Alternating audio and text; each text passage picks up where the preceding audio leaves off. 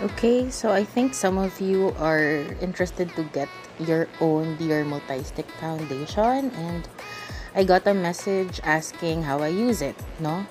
So I'll show you how I use it. By the way, I've been at home lang the entire day, so hagardo. This is how I use it. So, lagay mo lang siya sa fez. You just swipe it on the cheeks and on the forehead. I'll just do for half of my face, and then I just use my fingers, no? Kasi I think the warmth from my fingers makes it helps melt the foundation on my skin. So I like it better. But you can of course use brush.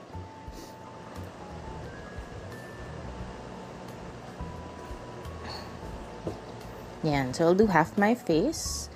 So that's the difference. So as you can see, na-cover niya yung redness ng aking cheeks. Some discoloration. Gaganda pa yan later if yeah.